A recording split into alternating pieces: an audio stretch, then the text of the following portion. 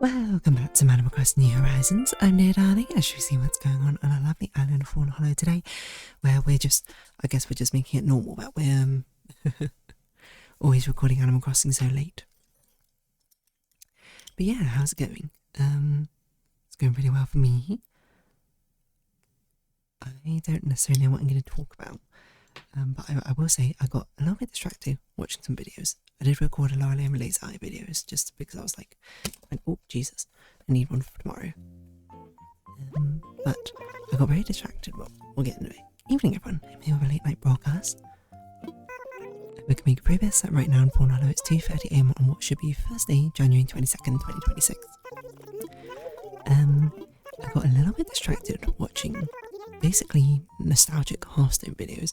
I was watching a guy who basically invited back old pros in Hearthstone to get them to review current cards to see how good they were, and it's genuinely very entertaining because I played a decent amount of Hearthstone back in the day. The last expansion, but the problem is obviously because I didn't play enough to get a lot of coins and I didn't spend money on it, I could never build like decks properly, so I just kind of stopped playing. So the last expansion I properly played, I think, was Goblins and Gnomes, maybe? I don't know, hold on. Hearthstone expansions. I definitely played through Naxxramas, is what I remember. Hold on, I need to go back to the beginning. Curse of Naxxramas, Goblins and Gnomes. I definitely remember playing. Okay, Blackrock Mountain, I did a few adventures, I think, and I probably only played Arena and Grand Tournament, but I definitely stopped by League of Explorer time.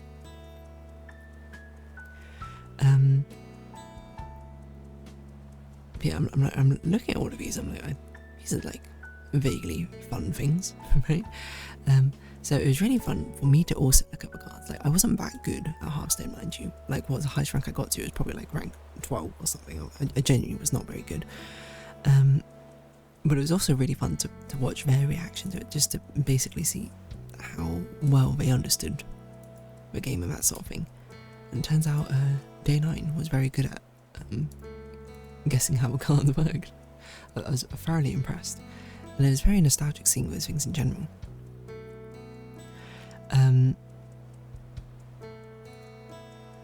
Yeah.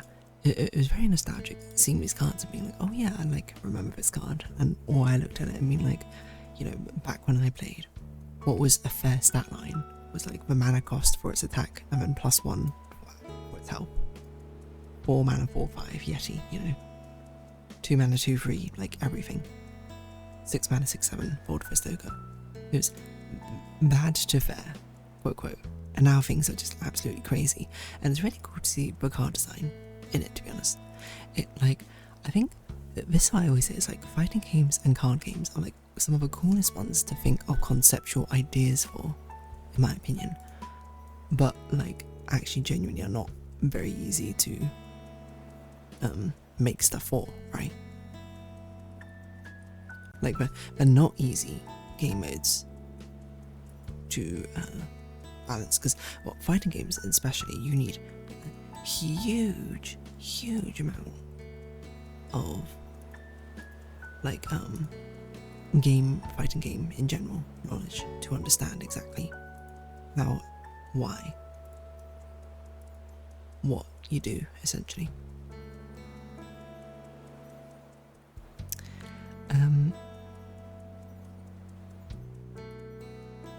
Because it goes to the level of like frame data and stuff that you need to sort of pay attention to.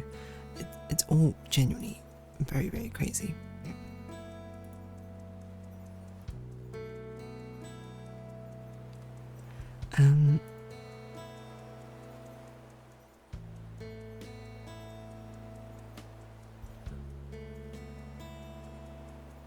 So it's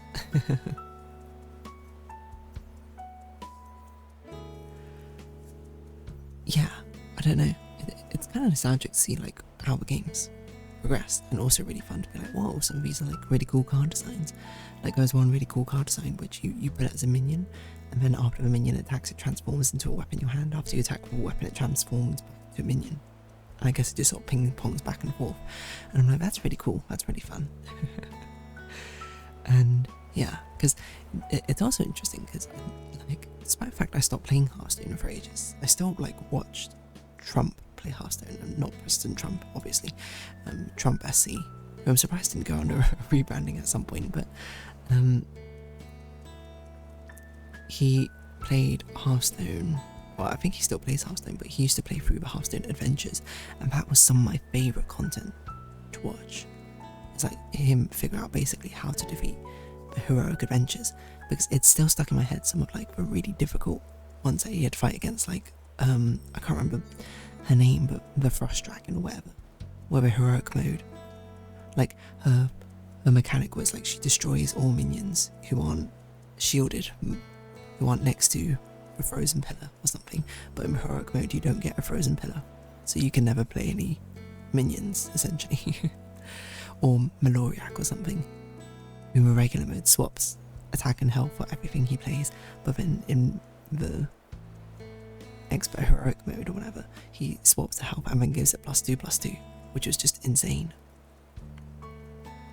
And then I see the clip as well of like, it's not an adventure, but it's a similar sort of thing with custom bosses of like the library keeper or whatever, who silences every minion who is played. And her deck is just insane or something. And I just remember it because Trump played against it, like the base game, and he was like, oh, this was a boss that cost me like £5,000 or something. Wait, hold on. Librarian, maybe it comes up. Trump SC, no, Hearthstone. I don't care about this other guy. I don't know, it was such a specific clip. Hold on, let's think. Hearthstone, Librarian boss? It's like, or maybe it's like Lawkeeper Cho. That's what Lawkeeper Cho. Let's see how accurate I am. Was that? No, it's Lord Walker Cho. That's also a different card. No, Hearthstone. Let me think. It was boss, librarian. She was a librarian, not a royal librarian. She was a Pandarian. Does that help? Does this get... did I just make this up? Oh no, there we go. A Bookmaster Bei Chow, that was it, okay.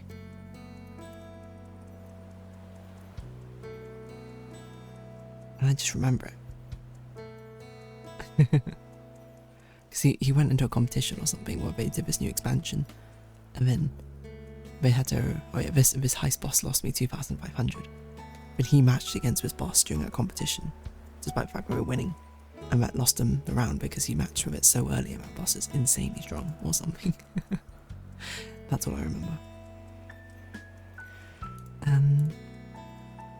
But yeah, what other sort of things have happened? I'll say Arknights Enfield has been released.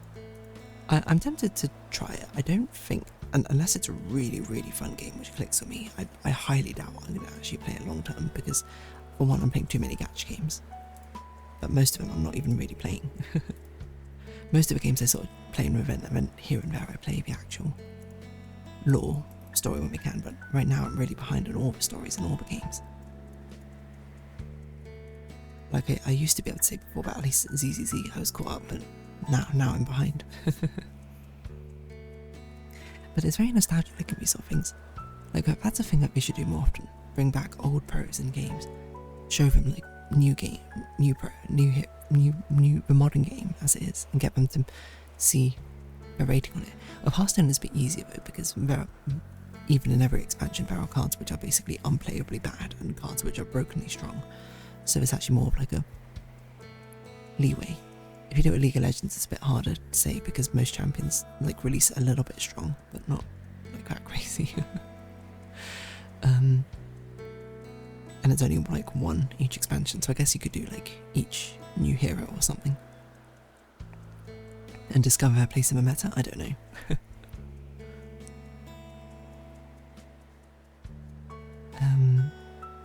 Yeah, it's sort of like tapping into the knowledge that these legacy professional players used to have, and seeing if they can still hold that memory, you know? That's what I always found very interesting. Nostalgia. Like an expert eye, but like minus like a decade or something on it.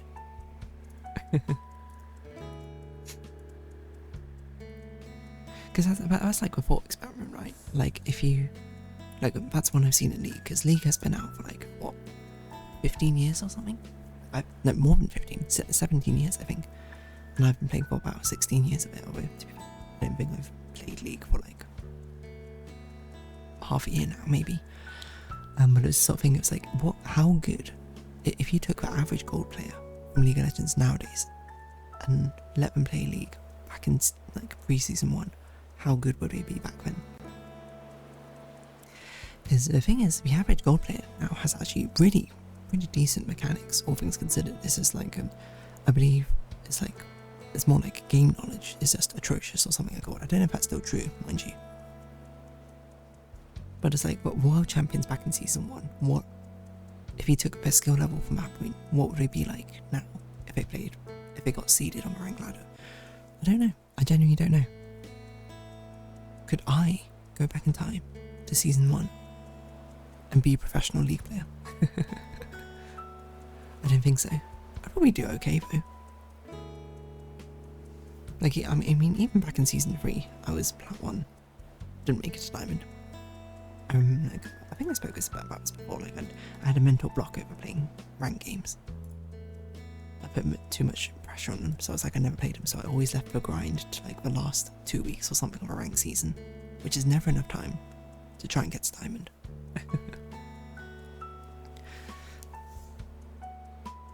But yeah, that's the sort of thing.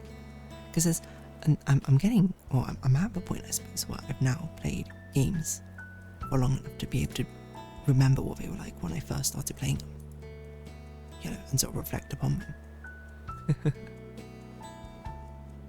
You know, but there's not many games which I've stopped playing. Like League is kind of one, but I still kind of keep up with League, to be honest. But I'm trying to think, like, what if I stopped playing Genshin? Oh no, you know, an interesting one I could do is shiny colours, because I don't actually play the game anymore. Although sometimes I still log in and do my dailies just for fun and see what the new card is. Maybe I should, you know, look at the cards and be like, try and guess what is the strongest deck at the moment or something. Strongest team. I don't know.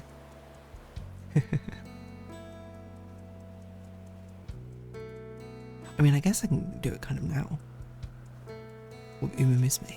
By just like looking up cards released in the Japanese version of Uma Musume and just try and predict how strong each character is. Although Uma Musume is a bit weird because you can kind of make any character work if you try really hard enough, to be honest. Anywho. Yeah. So it's pretty cool to be able to see that sort of like legacy knowledge from pros and how it translates to the modern game. Because as I said, day 9, he wasn't even a pro, he was just like a pretty like high-ranked content creator. Was like really good, but to be fair, I think he also played like a lot of Magic beforehand, so he has just like general knowledge regarding you know, card games in general. So anyway, on that note, I think I'll wrap this episode up here, because I mean it's pretty late. So if you have been watching, thank you very much. It's been Animal Crossing New Horizons. I've been Dear Darling. Likes, comments, subscription, shares, greatly appreciated. Socials, Discord down below. Hope to see each other again, but for now it's our farewell. So until next time, bye bye for now.